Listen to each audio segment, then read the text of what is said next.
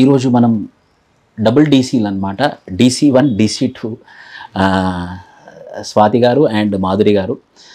So ఇద్దరు మన deputy collector మన ఆంధ్రప్రదేశ్ పబ్లిక్ సర్వీస్ కమిషన్లో. సో కొన్ని జనరల్ డౌట్స్ ఉన్నాయి స్టూడెంట్స్వి, అవి నేను అడుగుతాను. నంబర్ 1, మాధురి, నువ్వు డయాగ్రామ్స్ వేసావా? సార్ నేను యూపీఎస్సీకి యూజువలీ ఎక్కువ డయాగ్రామ్స్ రిఫర్ చేస్తాను సార్, బట్ ఏపీఎస్సీకి మినిమల్ డయాగ్రామ్స్ వేసాను సార్. అంటే ఎక్కడైతే నాకు టైం సరిపోవట్లేదో నేను డయాగ్రామ్ వేసేసి మొత్తం అంతా తక్కువ టైంలో నేను కంప్లీట్ చేసేయగలను ఆన్సర్ అనిపించిన స్కోప్ ఉన్న క్వశ్చన్స్కి డయాగ్రామ్స్ చేశాను సార్. అదర్వైజ్ స్టేట్మెంట్స్కి స్టిక్ అయ్యాను సార్, ఎక్కువ పాయింట్స్ రాసాను. సో ఫ్లో చార్ట్స్ లాంటివి వేసారా? వేసాను సార్. అంటే ఫర్ ఎగ్జాంపుల్ ఏదైనా క్వశ్చన్ మీరు గుర్తు చేసుకోగలరా, ఒక పర్టికులర్ క్వశ్చన్కి నేను ఫ్లో చార్ట్ వేసానని, సో దట్ అదర్స్ ఎవరైతే చూస్తున్నారో వాళ్ళకు ఒక ఐడియా వస్తుందన్నమాట. సో మాకు ఒక పేపర్లో child budgeting and gender budgeting question అడిగారు. సో అక్కడ ఇప్పుడు మన Andhra Pradesh government women specific schemes చాలా తీసుకొచ్చింది. సో ఇప్పుడు నేను అవన్నీ రాస్తూ ఒక్కొక్కటి హెడ్డింగ్ పెట్టి ఇవి బెనిఫిషరీస్ ఇది అని రాసుకుంటా వెళ్తే నాకు ఆ పేపర్లో చాలా ఎక్కువ టైం మేనేజ్మెంట్ అనేది ఇంపార్టెంట్. సో నేనేం చేశానంటే జెండర్ బడ్జెటింగ్ అని ఒక సర్కిల్ పెట్టేసి ఒక ఫ్లో చార్ట్ గీసేసి మొత్తం ఆంధ్రప్రదేశ్లో ఉన్న విమెన్ స్పెసిఫిక్ స్కీమ్స్, అంటే చైల్డ్ స్కీమ్స్ ఒక సైడ్, విమెన్ స్కీమ్స్ ఒక సైడ్, లైక్ అమ్మఒడి స్కీమ్ అని ఒకటి for child education, Gorumudda scheme అని ఒకటి, స్వేచ్ఛ scheme for girls sanitary napkins అని ఒకటి, నెక్స్ట్ విమెన్ సింగిల్ విమెన్ కోసం జగనన్న చేయూత అని ఒక స్కీమ్ ఉంటుంది, నెక్స్ట్ అలాగే జగనన్న తోడు అని ఒక స్కీమ్ ఉంటుంది. అలా అన్ని నేను ఒక ఫ్లో చార్ట్ లో వేసేసి ఫాస్ట్ గా కంపైల్డ్ ఫార్మాట్ లో మొత్తం పాయింట్స్ అన్ని షార్ట్ స్పాన్ లో కవర్ చేయడానికి ట్రై చేశాను సార్. సో ఫ్లో చార్ట్స్ నాకు ఇలా టైం కన్జ్యూమ్ అయ్యే క్వశ్చన్స్ లో నన్ను నా టైం మేనేజ్మెంట్ హెల్ప్ చేయడానికి యూస్ చేసాయి. సో అలాంటి పర్టికులర్ క్వశ్చన్స్ కి నేను ఫ్లో చార్ట్స్ యూస్ చేశాను sir. Simple questions like definitions అలాంటి వాటికి I try to stick to the statements and definitions in like sentences. Okay Swathi, ఈ కరెంట్ అఫైర్స్ని లింక్ చేయాలంటారు కదా, అంటే ఏంటిది కరెంట్ అఫైర్స్ లింక్ చేయడం అంటే ఏంటి, ఎలా లింక్ చేస్తారు, ఏదైనా ఎగ్జాంపుల్తో చెప్పగలరా? సార్ నేను పేపర్ రెగ్యులర్గా చదవడం వల్ల నీతి Aayog reports, UNO reports, world bank reports వీటన్నిటిని నేను నోట్ చేసుకున్నాను సార్. ఈ నోట్ చేసుకున్న వాటిలో ఒక క్వశ్చన్కి డెఫినేషన్ ప్రతి ఒక్కరికి తెలుస్తుంది, బట్ దానికి సబ్స్టాన్షియేట్ ఆన్సర్ కానీ రీసెంట్గా ఫర్ ఎగ్జాంపుల్ WHO మనము అంటే వరల్డ్లో 99% మనము చాలా విషపూరితమైన గాలినే పీలుస్తున్నాము అని ఒక రిపోర్ట్ ఇచ్చింది సార్. సో దాన్ని నేను WHO రిపోర్ట్ ప్రకారం ఇలా ఉంది, సో ఎయిర్ క్వాలిటీ అనేది ఇలా ఉంది అని నేను సబ్స్టాన్షియేట్ ఆన్సర్లా ఇంట్రొడక్షన్లో కానీ కన్క్లూజన్లో కానీ ఇలాంటి స్టేట్మెంట్స్ లేదా స్టాటిస్టిక్స్ యూజ్ చేశాను సార్. దీంతో పాటు మనము ఎన్వైరన్మెంట్ డేకి ఒక స్లోగన్స్ ఉంటాయి, మోటోస్ ఉంటాయి, వాటిని కూడా నేను రాయడానికి ప్రయత్నించాను సార్. అలా కరెంట్ అఫైర్స్ని సబ్జెక్ట్స్కి లింక్ చేసుకున్నాను. సో మనకు మంచి ఇన్ఫర్మేషన్ ఇచ్చారు. ఏంటంటే కరెంట్ అఫైర్స్ అనేది కరెంట్ అఫైర్లా చదవకుండా కరెంట్ అఫైర్స్ని అప్లై చేయాలన్నమాట. Application oriented current affairs is most important. So Madhuri, ఇప్పుడు మనం రివిజన్ నోట్స్ ఖచ్చితంగా చేయాలా? రివిజన్ నోట్స్ చేయకుండా ఒక బుక్లోనే మనం అండర్లైన్ చేసుకుంటే సరిపోదా? Is revision notes that much important? So I would say revision notes అనేది చాలా చాలా ఇంపార్టెంట్ అండి. ఎందుకంటే మీకు ఒక పేపర్ రాసి వచ్చేసిన తర్వాత నెక్స్ట్ డే మార్నింగే మళ్ళీ మీకు ఇంకో పేపర్ ఉంటుంది.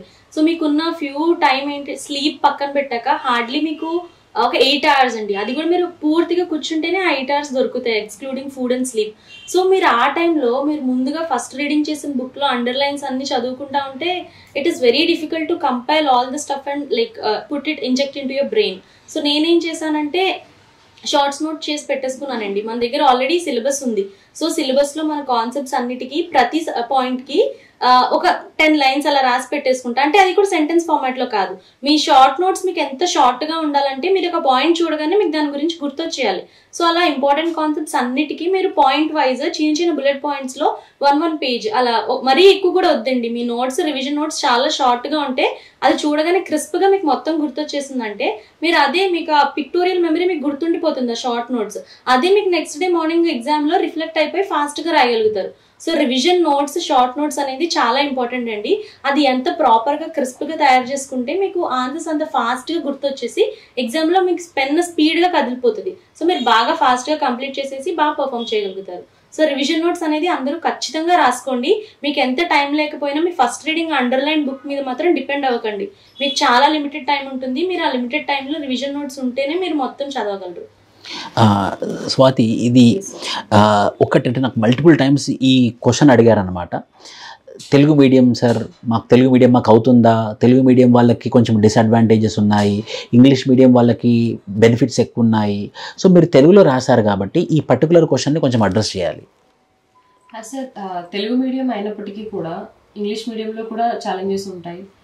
ఎందుకంటే రీజనల్ సంబంధించిన మెటీరియల్స్ అవైలబిలిటీ అనేది ఇంగ్లీష్ మీడియం వాళ్ళకి తక్కువ ఉంటుంది. తెలుగు మీడియం వాళ్ళకి కూడా ఛాలెంజెస్ ఉంటాయి, ఎందుకంటే చాలా మెటీరియల్స్ అంటే సోర్స్ ఆఫ్ మెటీరియల్ అనేది ఇంగ్లీష్లో అవైలబిలిటీలో ఎక్కువ ఉంటుంది. నేను ఫాలో అయింది తెలుగు మీడియం రాస్తున్నాను కదా, నేను ఓన్లీ తెలుగు చదవాలి అని తెలుగు లాంగ్వేజ్ సంబంధించిన బుక్స్కి స్టిక్ ఆన్ అవ్వకుండా మినిమం ఇంగ్లీష్ బుక్స్ అన్ని నేను చదవగలిగాను సార్. లైక్ ఎన్సీఆర్టీస్ చదివాను, దృష్టిలోకి సంబంధించిన కొన్ని టాపిక్స్ నేను నోట్స్ చేసుకున్నాను. సో దీనివల్ల ఇంగ్లీష్ సంబంధించిన మెటీరియల్స్ని కూడా నేను చదివాను. సో యూపీఎస్సీ ఆస్పిరెంట్స్ ఎలా అయితే ప్రిపేర్ అవుతారో యూపీఎస్సీ ఆస్పిరెంట్స్ చదివే బుక్స్ అన్ని నేను కవర్ చేసుకోగలిగాను సార్. ప్రతి Telugu medium student only Telugu అని చదువుకుంటే ఎగ్జామ్లో ట్రూ ట్రాన్స్లేషన్ కొన్ని క్వశ్చన్స్ చాలాసార్లు రిపీట్ అవుతుంటాయి సార్. ఈ ట్రూ ట్రాన్స్లేషన్ క్వశ్చన్స్ తెలుగు మీడియంలో చదివినా అది అర్థం కాని సిచ్యువేషన్స్ ఉంటాయి. బట్ మినిమం ప్రతి వర్డ్కి మనం ఇంగ్లీష్లో కూడా ఏమంటారు అనేది ఒక ఐడియా ఉంటే అర్థం కాని క్వశ్చన్స్ ఇంగ్లీష్ మీడియంలో చూసుకోవడం హెల్ప్ఫుల్ అవుతుంది. ఫైనల్గా ఇంగ్లీష్ మీడియం యొక్క క్వశ్చన్ పేపర్ని కన్సిడర్ చేస్తారు కాబట్టి ప్రతి తెలుగు స్టూడెంట్ కూడా ఇంగ్లీష్ అన్నది మినిమం ఖచ్చితంగా చదవాలి. యాజ్ ఒక పేపర్ కూడా ఉంటుంది ఇంగ్లీష్ కోసం. సో మనం బైలింగ్వేల్లో చదవడం అనేది 100% హెల్ప్ఫుల్ అవుతుంది సార్. సో నేను అదే ఫాలో అయ్యాను. Yes, last question Madhuri. So ఈ టెస్ట్ సిరీస్ అనేది, ఆన్సర్ రైటింగ్ అనేది నిజంగా అవసరమా? ఈ ఈ ఈ పర్టికులర్ మెంటోర్షిప్ అని అంటున్నారు ఇప్పుడు, ఈ మెంటోర్షిప్ అంటే ఏంటి? ఇది మనకి నిజంగానే సర్వీస్ తీసుకురావడంలో మనకి హెల్ప్ అవుతుందా? నేను ఏం చెప్తానంటే టెస్ట్ సిరీస్ అనేది ఎందుకు అవసరం అంటే మిమ్మల్ని ఒక డిసిప్లిన్ పాత్లోకి వాళ్ళు పుష్ చేస్తారు. సో మనందరం కూర్చుంటాం ఇంట్లో, చాలా అవర్స్ ప్రాక్టీస్ చేస్తాం, ఆన్సర్స్ రాస్తాం, కానీ చాలాసార్లు ఏం జరుగుతుంది అంటే ఒక్కొక్క రోజు మోటివేషన్ రాదు, ఒక్కొక్క రోజు లేజీగా అనిపిస్తుంది. సో టెస్ట్ సిరీస్ వాళ్ళు మనకి డే టు డే మీకు ఈరోజు స్కెడ్యూల్ ఇది, మీరు ఈరోజు ఇవి రాయాలి అని చెప్తారు. అండ్ మన పియర్స్ వాళ్ళు ఆల్రెడీ రాసేసి పోస్ట్ చేస్తూ ఉంటారు. సో అది చూస్తే మనకి ఇంకా మోటివేషన్ వస్తుంది, వీళ్ళు బాగా రాశారు, నేను కూడా రాయాలి, ఈరోజు సెక్షనల్ టెస్ట్లో నాకు ర్యాంక్ 1 రావాలి. అలా ఒక మోటివేషన్ వచ్చి మనతో పాటు సీరియస్ ఆస్పిరెంట్స్తో మనకి ఎక్స్పోజర్ దొరుకుతుంది. సో ఆ టెస్ట్ సిరీస్ వల్ల నాకు అలా ఉపయోగపడింది. నేను ఆ సెక్షనల్ టెస్ట్లో టాపర్ ఆన్సర్స్ చూసేదాన్ని, పేపర్స్ పోస్ట్ చేస్తారు కాబట్టి. సో నేను కూడా అలా మంచి ఎగ్జాంపుల్స్ రాయాలి, నేను కూడా నేను ఏదైనా ఒక రోజు 4 క్వశ్చన్స్లో 3 క్వశ్చన్స్ రాసాను అనుకోండి, నెక్స్ట్ డే నేను 4 క్వశ్చన్స్ ఖచ్చితంగా రాయాలి అలా అనుకునేదాన్ని. సో పర్ వీక్ నాకు 6 4 24 క్వశ్చన్స్ ప్లస్ సెక్షనల్ టెస్ట్లో 10 క్వశ్చన్స్. సో నేను టూ మచ్ ఆఫ్ ఆన్సర్ రైటింగ్లో నాకు బాగా ఎక్స్పర్టైజ్ వచ్చేసింది. ఒకవేళ టెస్ట్ సిరీస్ లేకపోయింటే డెఫినెట్గా కొంచెం అన్న లేజినెస్ వస్తుంది, ఒక్కొక్కసారి మోటివేషన్ రాదు. సో నేనేం చెప్తానంటే టెస్ట్ సిరీస్ అనేది మిమ్మల్ని కొంచెం పుష్ చేస్తుంది, మిమ్మల్ని హయ్యర్ స్టెప్స్లోకి పుష్ చేసి మీరు బాగా పర్ఫామ్ చేయడానికి కొంచెం హెల్ప్ చేస్తుంది. సో ఎవరికైనా ల్యాకింగ్ ఆఫ్ సెల్ఫ్ మోటివేషన్ ఉండి మీకు ఇంకొంచెం మీ కాంపిటీటర్స్ ఎలా ఉన్నారు, వాళ్ళు ఎలా రాస్తున్నారు, అందరూ ఏం చదువుతున్నారు తెలుసుకుని మీరు కూడా పైకి వెళ్ళాలి అని అనిపిస్తే అలాంటి సిచ్యువేషన్స్లో మమ్మల్ని మోటివేట్ చేసుకోవడానికి టెస్ట్ సిరీస్లో జాయిన్ అవ్వండి. అది చూస్తే మీరు కూడా ఇంకా బాగా రాస్తారు, రోజు రోజుకి ఇంప్రూవ్ అవుతారు. సో అది సార్ టెస్ట్ సిరీస్ వల్ల అడ్వాంటేజ్. ఓకే, మెంటోర్షిప్, మెంటోర్స్ అంటే అవసరమా? సార్ మనము చదువుతూ ఉండే కొద్దీ చదువుతూనే ఉంటాము, ఎక్కడ మనకు ఆగాలో తెలియదు, ఎక్కడ ఇంకా ఎక్కువ చదవాలో తెలియదు. ఇలాంటి టైంలో మనకు పర్సనల్ గైడెన్స్ ఇచ్చే ఒక మెంటార్ అనేది అవసరం ఎంతైనా ఉంటుంది సార్. ఎందుకంటే వాళ్ళు మన పర్ఫార్మెన్స్ని చూసి మనం ఎక్కడ ల్యాక్ ఉన్నాము, ఎక్కడ మనం ఇంప్రూవ్ చేసుకోవాలి అని మన ఓరియంటేషన్లో మనకు అర్థమయ్యేలాగా చెప్తూ ఉంటారు. డే 1 నుంచి టిల్ ఎగ్జామ్స్ వరకు ఎలా ఇంప్రూవ్ అవుతున్నాము అన్నదాన్ని మనకు చెప్తూ మనకి మోటివేషన్ అనేది చెప్తూ ఉంటారు. అంటే లైక్ మీరు ఇప్పటి వరకు చాలా బాగా చేస్తున్నారు, మీకు ఇంకా చేయగలిగిన కెపాసిటీ ఉంది, సో దాన్ని మీరు ఇంకొంచెం బిల్డప్ చేసుకోవాలి అని. సో నేను పర్సనల్గా కూడా గైడెన్స్ తీసుకున్నాను సార్, పర్సనల్ మెంటార్స్ ద్వారా ఇన్ఫర్మేషన్ తీసుకోవడం వల్ల కూడా నాకు ప్రాక్టీస్ అయింది. సో మనం ఒక విషయం గ్రహించాలి, these are future officers of Andhra Pradesh.